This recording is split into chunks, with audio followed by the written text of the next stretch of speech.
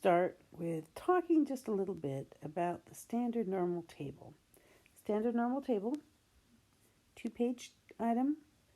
Down the left-hand column here, we have a bunch of z values. Each of them has one place past the decimal. If all I need is one place past the decimal, I'm just going to be using this column right here. Sometimes, though, we have a problem where we have 2 places past the decimal. If we have 2 places past the decimal, then we have to look at these numbers over here. I'm going to choose a quick problem from the assignment and show you how we do this very simply. This is the 21.2C assignment. These are at the top of page 2 of your assignment. They're probably the easiest assignments on the whole thing. They're just trying to figure out if you really know how to use that z-score table. The first one asks us for z equals negative 2.13. And I'm going to go to my table, and I'm going to find out that I can look for this part of it in the left-hand column, and then I'm going to have to go over a ways to figure out that last digit. Here we go. I'm looking for negative, make sure you're on the negative side of the paper, negative 2.13. Well, here we have negative 2.1. That's not quite all that I need. I also need a digit 3. So I go across the top and I find this 0.03. It's 3 over there in the hundredths place, 2 places over where I want it to be. I go across this way. I go down this way until I find this number right here, 0.0166.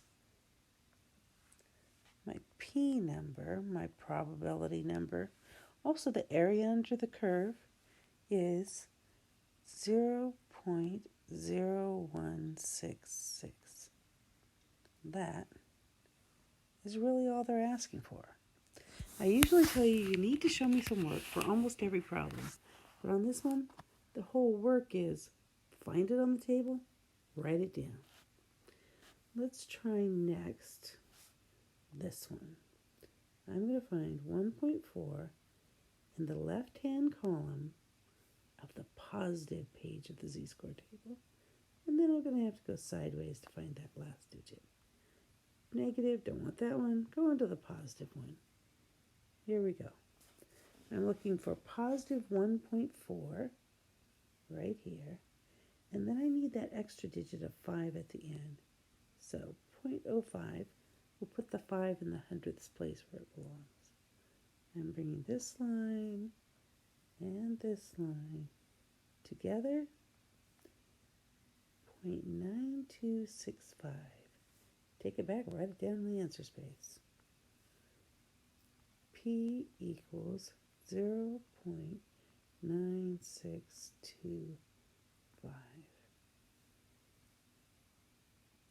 That's the area to the left, the area that's less than, the probability.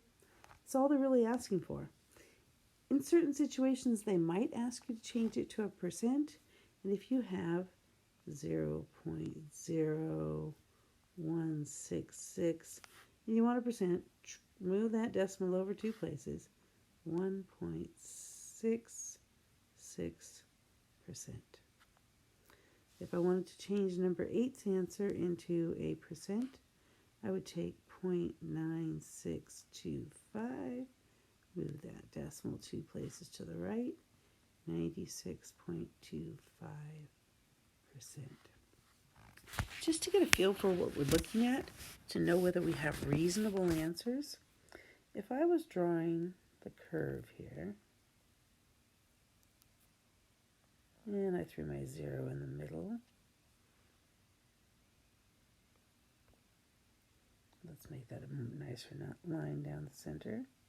If I put the 0 in the middle, and I'm going to have a line for 1 and 2 and 3, negative 1, negative 2, negative 3.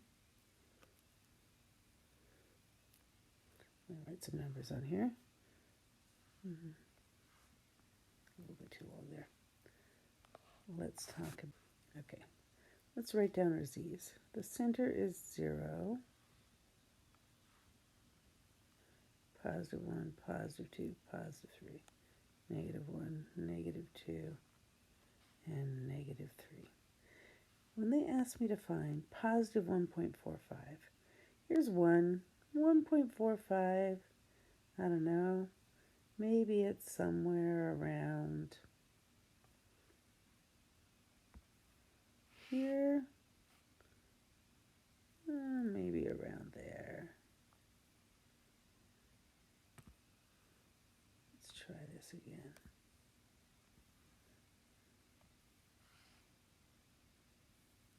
Right around there somewhere. A little bit. I am not good with this line tool apparently. A little bit. Now pretty close to halfway between those two. And when they say less than, I'm talking about all of this space over here. Everything on this side. Definitely more than half. Does it look to you like it could be 96%? We don't know for sure, but at least I got some idea that it's bigger than 1/2, because right here in the middle, at 0, I would have 50% to the left and 50% to the right. So we have an idea that at least it's bigger than half. Let me move on. I'm going to start a new video with a little bit harder problem than this assignment.